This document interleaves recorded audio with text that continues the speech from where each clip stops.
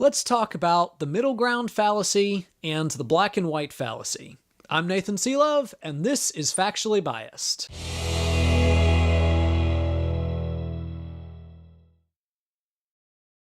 So, one of the foundational ideological principles that this channel was founded on is the fighting against the use of logical fallacies in political discourse.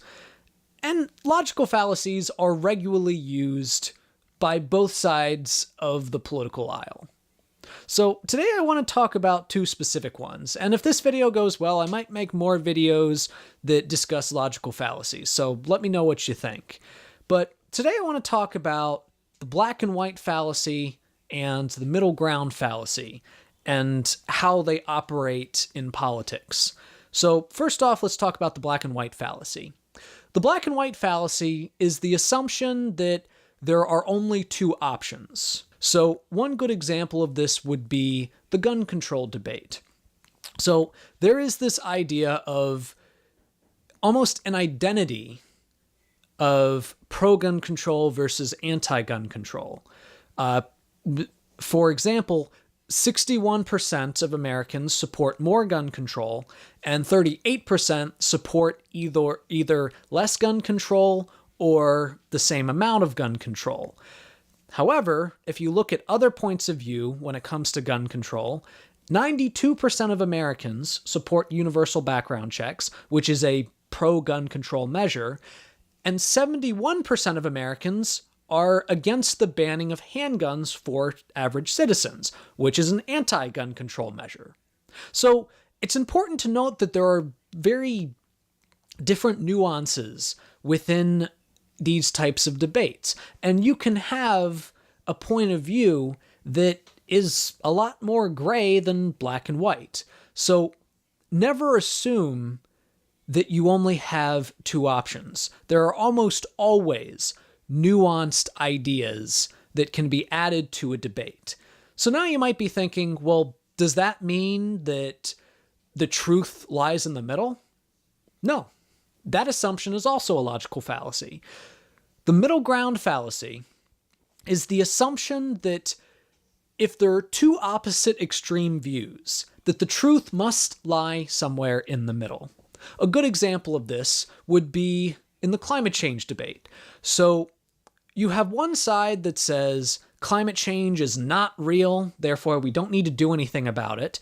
And then you have another side that says it is real and we need to do something about it. So then the middle ground, you can make an argument, is, okay, well, it is real, but we don't really need to do anything about it, or we don't need to do much about it.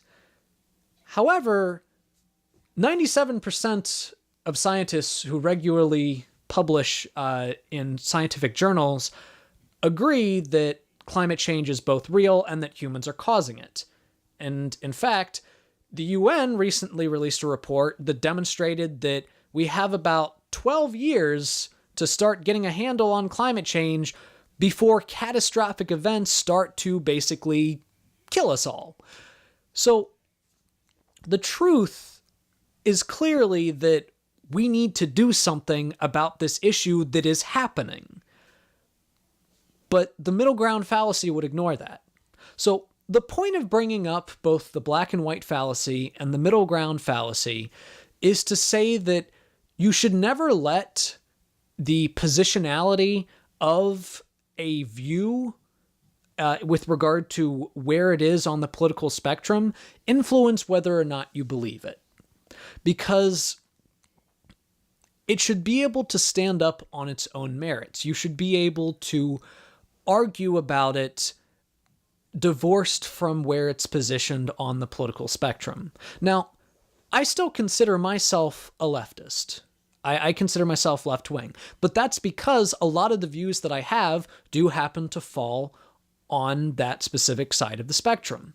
However, if I were to say that because this view that this person is presenting to me is left-wing, I believe it, that's problematic. So what I encourage all of you to do is when you're listening to political commentators, including myself, and politicians, be aware of these arguments And if someone is trying to let the positionality of an idea, whether it be it's good because it's the middle ground or it's good because it's the only alternative to this option, don't fall for that. Don't fall for that argument. Call it out. And if I ever commit any of these fallacies on my own channel, call me out, because it is important for us to be critical of ourselves first and foremost. Well, that's today's video. Thank you all for watching. If you liked this video, please give it a like, a share, and if you haven't already, subscribe to the channel. Check out some of the other stuff, and I will be seeing you next week.